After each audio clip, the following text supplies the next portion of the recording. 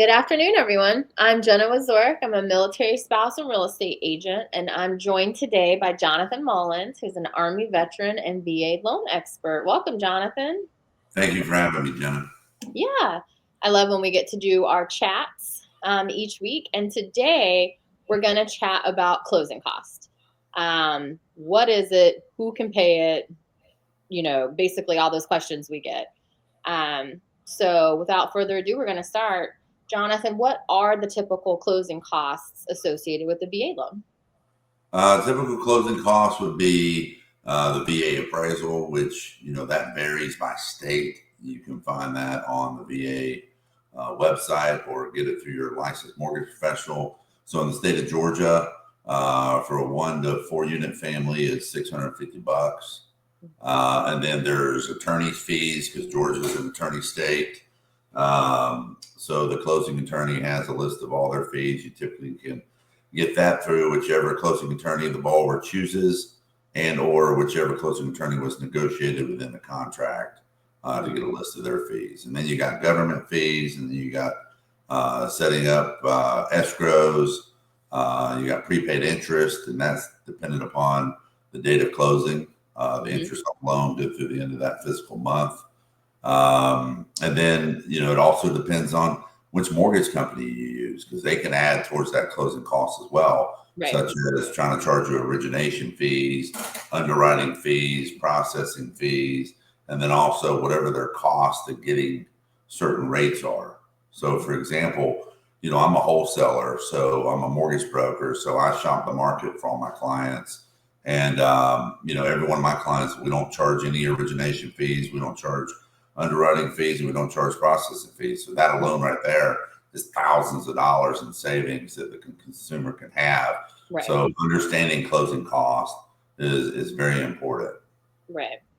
And, going over that with your agent, when they come with a pre-approval and I see that it's a company that might be charging those fees, I take that and I educate them on that. These are not standard fees. You don't have to pay these fees if you go with this lender versus that lender.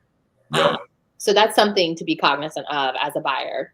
Your closing costs are going to be different depending on who you use. And you touched on it a little bit when you're closing on that home with the prepaid interest. So a lot goes into closing costs. And so knowing that, there is this chunk of closing costs, my next question would be, can they be negotiated as part of the home loan or part of the purchase agreement, basically? Can you negotiate those closing costs?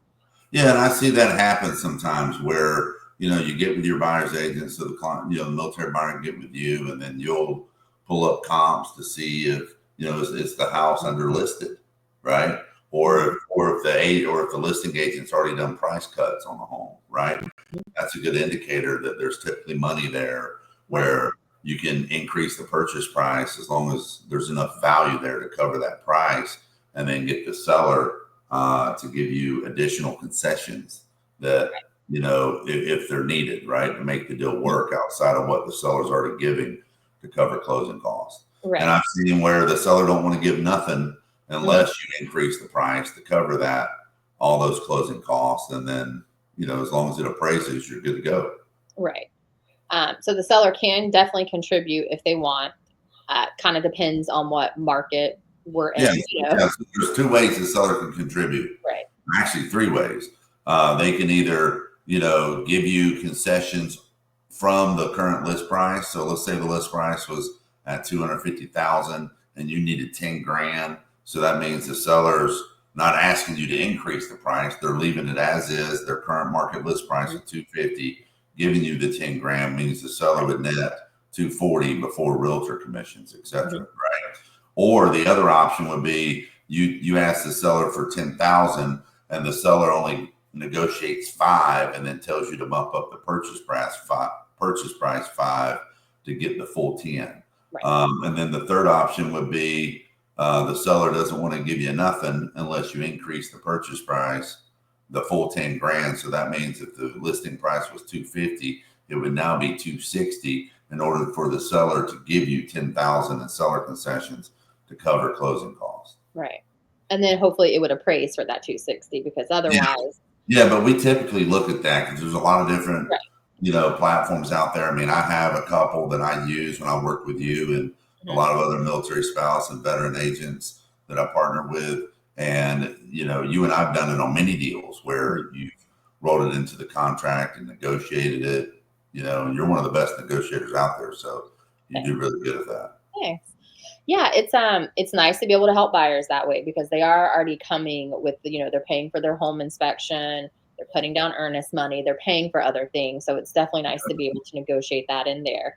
And then on the selling side, when we're being the listing agent, we want to net them as much as possible, but also understanding that, if there's a surplus of inventory on the market, that is one more way to make themselves attractive is by offering to help pay closing costs for the buyer, just to kind of stand out from the crowd. Yeah. So, and we touched on this a little bit about the seller paying closing costs, but how much can the seller actually contribute if they're using a VA loan?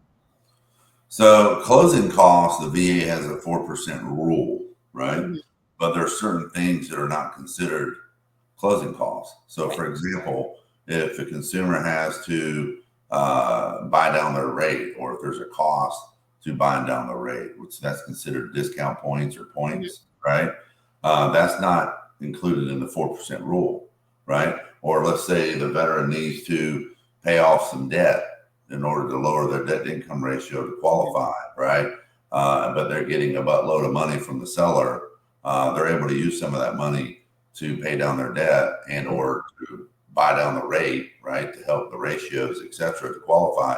And that's not included in the 4% rule. Okay. What is considered within the 4% rule? It's your traditional like title fees, Okay. government fees, things of that nature. Okay. Awesome. And we did kind of touch on this a little bit, but can the closing costs be negotiated as part of the agreement? Yes. And then they can be included into the loan instead of the buyer having to pay it up front. So we did kind of touch on that a little bit. Well, yeah, yeah, it's included in the purchase price. Yeah, Right. which would essentially be, 'cause in most cases, the veteran gets 100% financing. So yeah, Right. So the you know, closing costs are a mix of a bunch of different fees. They can be negotiated into the contract. The seller can absolutely help pay some of that.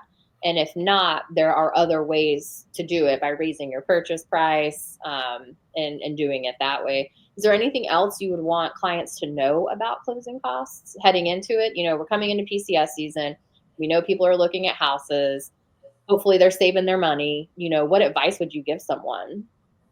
well, number one is, never go with a retail lender. Always go with a mortgage broker because they're always going to have your best interest, and their pricing and their closing costs are always cheaper. The next thing would be, create a great strategy with your agent and your mortgage professional to know what your timeline is when you're PCSing to be able to get that mortgage, find the home, get the mortgage you need, and try to minimize the stress there. And then the last thing would be, I always recommend clients, especially when they're asking for seller concessions, let's try to close towards the end of the month because that Yeah, cuts down some of the costs because it minimizes the prepaid interest, right? Because absolutely. Yeah. And that's you from and the I are doing that closing. exact Yeah, thing right now to help out. yep, yep. That's from the date of closing through the end of that physical month.